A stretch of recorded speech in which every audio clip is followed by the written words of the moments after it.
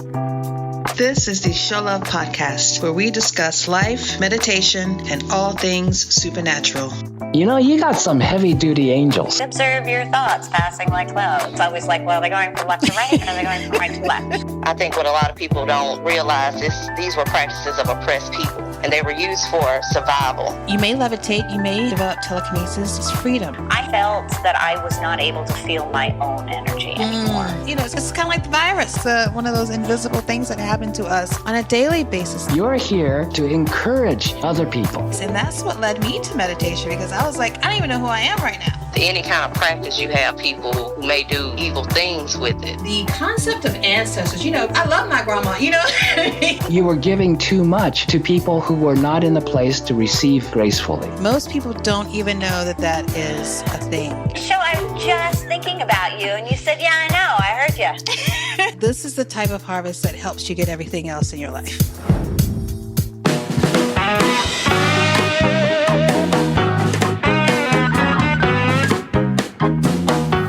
Hello and welcome to episode 002 of Soul Food, This Thing Called Life. And thank you all for listening in. Today we have a very, very special guest. I want to welcome Sade of Third Generation Conjure. Thank you, Sade, for joining in. How are you today? I am great, and thank you for having me. How are you? I am amazing, because not only am I speaking with you, which you're one of my favorite people on the planet, but I just received my package less than 30 minutes ago from Third Generation Conjure. So I have a bunch of goodies to go through after this. Yes. And I'm already, as I mentioned before this conversation, I'm already on your page, purchasing more. But first I want to just introduce you and you know, just let our audience, the people who are listening, know who you are and what exactly is Third Generation Conjure and what you all do. Okay. And once again, I just want to say thank you, for having us, most definitely. Yeah, you're welcome. It's my pleasure. But yeah, so we are a spiritual company. We cater mostly to hoodoo and root work.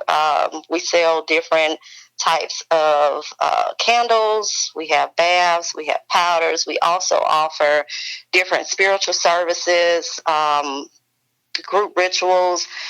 I am also a big advocate to educate people. So as far as my customer base is concerned, that's one thing that we lean towards, educating our customers on how to use their products, and also, giving some background history on the work of hoodoo and root work. Well, you've definitely educated me. I've had to kiss a lot of frogs to get to you all.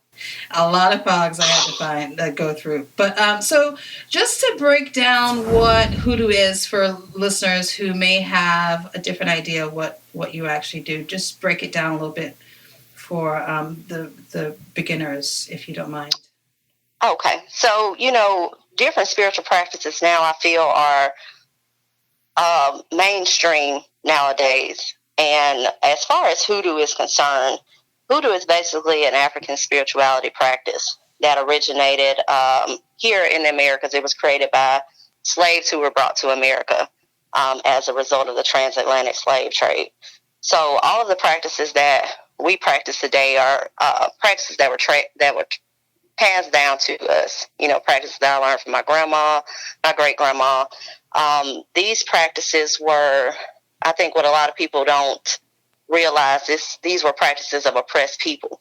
These were practices of slaves, and they were used for survival, a survival mechanism. So they weren't allowed to practice their religion or their religious practices here in America, because, if they did, they may be beaten, they may be killed.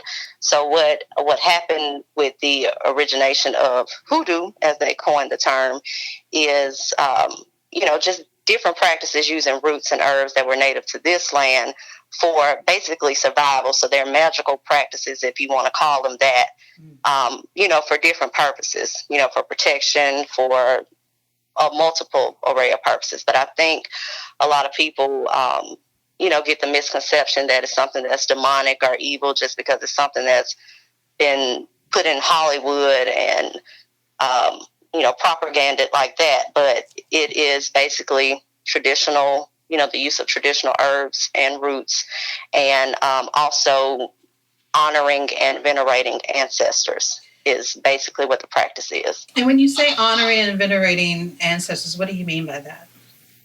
Okay, so with ancestor veneration, and I think a lot of people get a misconception with that as well, because, even when I began to focus on educating, I had a lot of people who were new. So basically, when you say ancestor veneration or honoring your ancestors, they're thinking that you're praying to your ancestors as if they're, a god or something. Mm-hmm. But basically, the practice of ancestor veneration is acknowledging your ancestors, honoring them, because the belief is the ancestors help us in this physical realm. They're spirits that have walked this earth who are a part of us.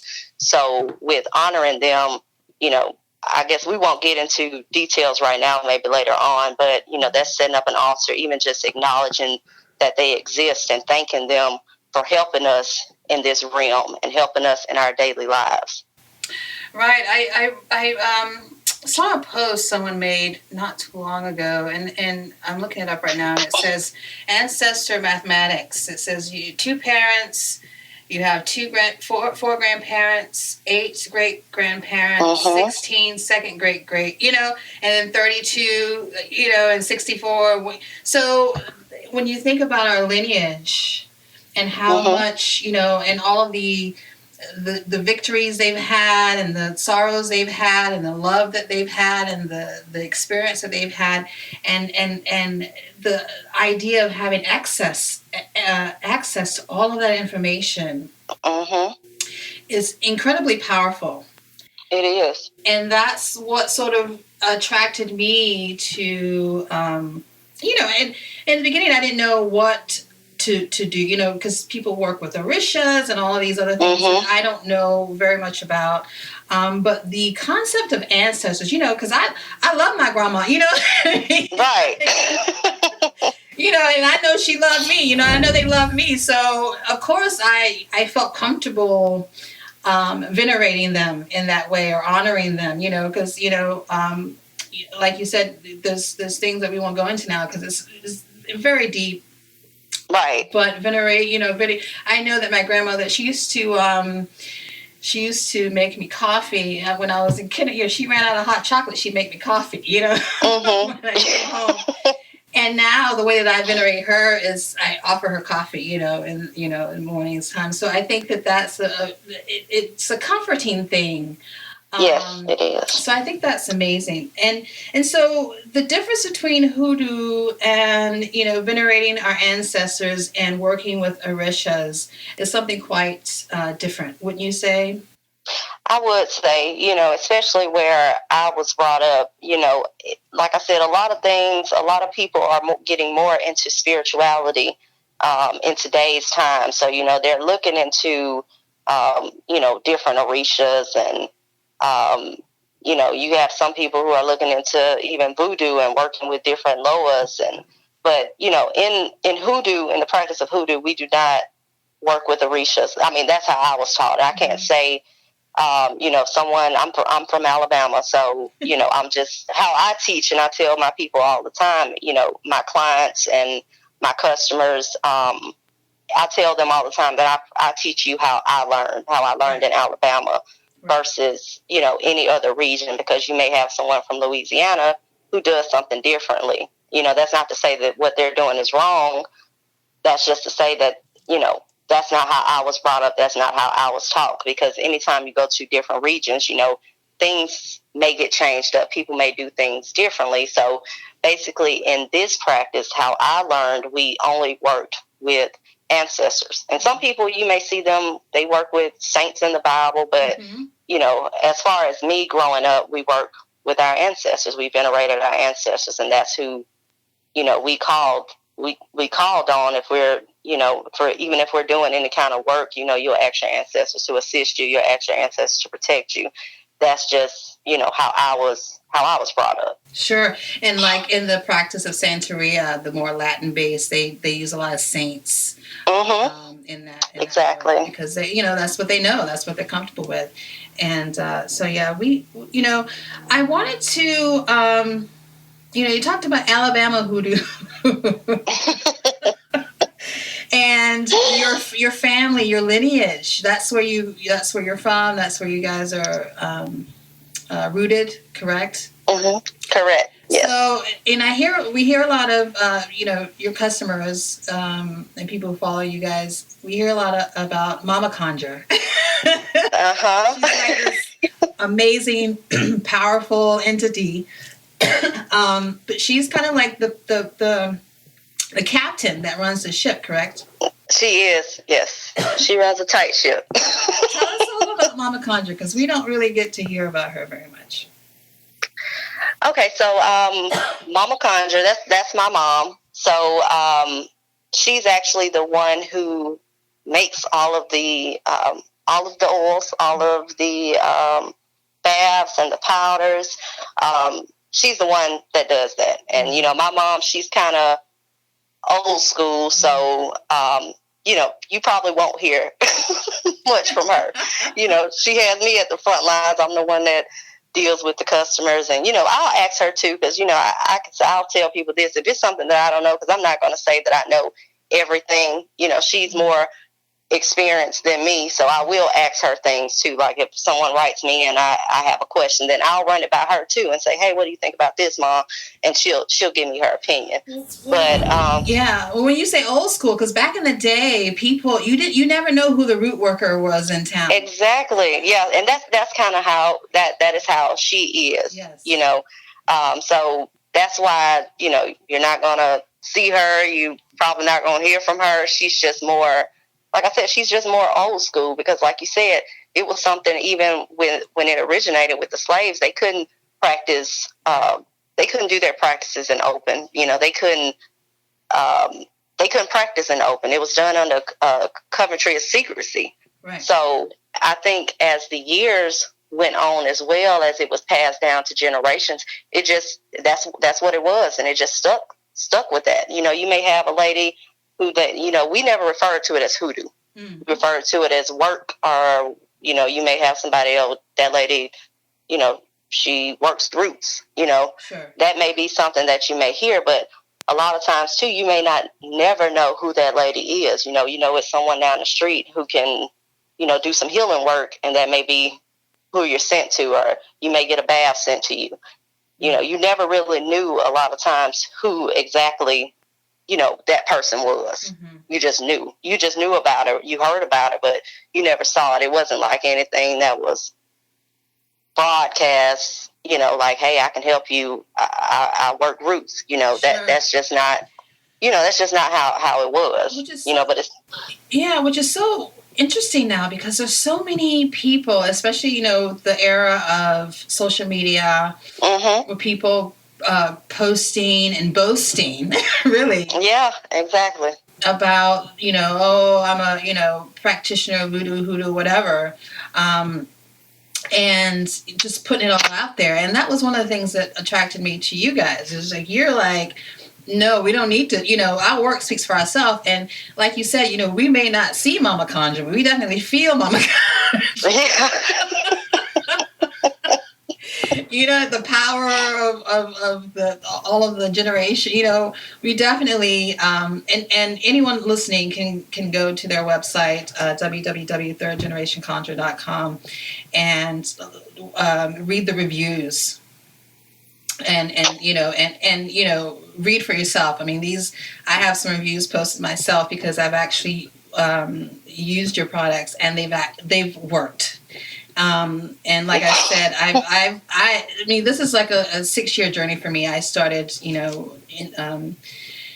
researching these practices about 6 years ago. And that's a whole nother story. But when I got to you guys, I was like, oh, this.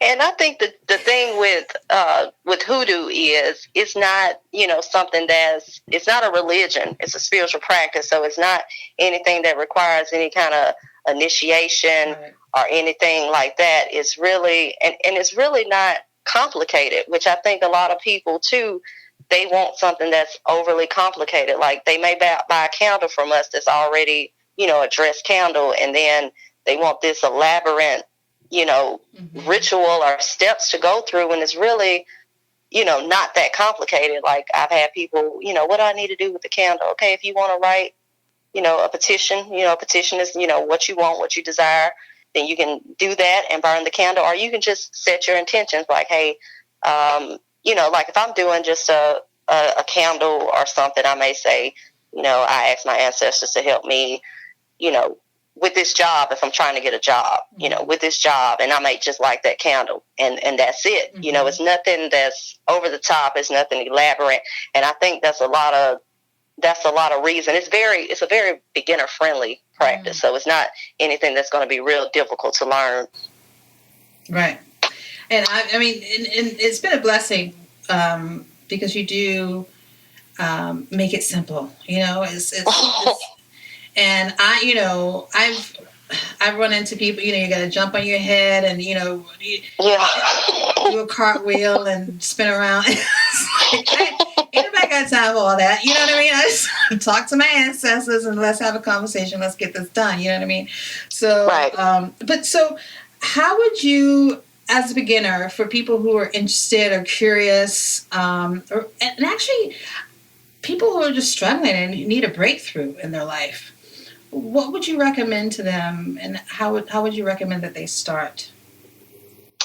Well, I always recommend people to start with their ancestors, because if you develop, and what I have realized from, the results that people have gotten, people who have a relationship developed with their ancestors, their things tend to move a little bit quicker. It tends to work a little bit stronger. Mm-hmm. So, my first advice is to develop a relationship with your ancestors, whether that's putting up an ancestor altar, and I got some educational resources for that too, explaining how to do that. But I know some people, they may say, hey, I'm living with someone and they're not comfortable with it. Even if you just took a small glass of water or a shot glass and put it on your dresser and just say, hey, I just want to acknowledge you, my ancestors known and unknown. I thank you, for helping me, for guiding me. That's something simple, and that's giving them acknowledgement. So that's the first step that I would say to start with. As far as getting into any kind of products that we sell or any kind of other works within Hoodoo, I always tell people to work on cleansing first. That's something that you need to start with, and cleansing is about taking a spiritual bath. That's about getting any kind of negative or stagnated energy off of you to allow for better things to come into your life, and to also even just help you emotionally. Because, I've even had people who've had, depression issues, and, they take a cleansing bath and they tell me, hey, I took that cleansing bath, the next day I woke up, I felt 100 times better. So I think that those are two of the biggest steps that I would take if you're starting out. That's amazing. The cleansing bath, ancestors. And what else would you like people to know about what the work that you do? Basically, as far as our work and the work of any other spiritual spiritual workers that cater to people that are in the Hoodoo practice. I think it is a misconception that, it's something demonic or something evil. Mm-hmm. And I'm just here to say, that's not true. It's not true by any means. Right. We are, it's a spiritual practice. It's not a religion. It's just a spiritual practice. And I think that, anyone can honor their ancestors, because if you look at even religious practice, even if you're of Christian faith, Hoodoo uses the Bible a lot in the practices, which is probably another podcast that we may need to talk about. Exactly. But, we use Psalms and we use the Bible in the practice as well. So I think that even if you are of, Christian faith, this will be something that you may be comfortable with. But, I just think that people should know that this is not something, that's demonic or something that is evil. This is something, like I stated, was done by an oppressed group of people, and it was done for survival. And nowadays we use it in different ways. We use it, it could be survival because we use it for cleansing. We use it for protection. We use it for progression in life. With any kind of practice, you have people who may do evil things with it, regardless of whatever practice that you're getting into. So, you may have somebody who works hoodoo and they do nothing but baneful practices, but that's not what it's about, but that's with any practice that you get into. Exactly. And that's kind of that was my introduction. My ancestors, they were like, as long as you do it for the good of all, no harm will come to you, so I went into this realm with that mindset, more of a healing, more of a freeing of the oppressed. Exactly. Starting with myself and then out towards my family and my friends. So I definitely, my mind was changed, because I grew up with people telling me this was evil and, demonic. But at the same time, having family members practicing it. So I was like, who do I believe? Who do I, Yeah. And I'm so grateful to know, to be closer to the truth now. And it's such an amazing, and I have third generation of conjure to thank for that. And I want you to share with the listeners just quickly, well, not quickly, you can stay, take as long as you want. I'm here all day. But let people know how if they have any further questions, let the listeners know how they can reach you and contact you, and any tools you have that they can listen to. I know you have videos up on YouTube, so let the listeners know. Okay, so if you need any kind of supplies, you can visit our website. Even if you need any kind of spiritual services, our website is www.thirdgenerationconjure.com. For those who are more familiar with the Etsy platform, we do have an Etsy shop as well, and the website for that is www.thirdgenerationconjure.store. And you can also follow us on Instagram. It's Third Generation Conjure, and our Facebook is also Third Generation Conjure. And lastly, our YouTube, I do post educational videos. I have a video on how to set up an ancestor altar, also, step-by-step cleansing, how to take a spiritual bath. And you can find us on YouTube, and that's also Third Generation Conjure. Amazing. Thank you so much for sharing your time. I am so grateful. Thank you. And I'm putting my new list together, my shopping list. I'm going shopping. And I'm pretty sure, if you want, I'll come back anytime, because it's a lot that we can talk about. Oh, there's so much. And I'm sure I would love to have you back for part 2. And I'm sure I'm going to have some questions from listeners after this for sure. So we can definitely revisit this. So give my, I wanted to say this, I wanted to mention that your business is a family. Like, it's not just you and your mom. Like, you have your husband's involved. Yes. It's a whole family business. Like, it initially started with me and my mom, but my husband is involved. My husband is actually one of the ones that helps us with our candles. And my dad's also involved. And so yes, it's like a whole family affair. You have Auntie, and Auntie gets in there sometime, right? Yeah, she does. She helps us. She helps me a little bit with the customer base. She may answer some of my emails, and she'll collab with me on some videos sometimes. So she helps us out a lot as well. But yes, it's like a whole family affair. So yes, listeners, please, when you support Third Generation Conjure, you're supporting a whole family.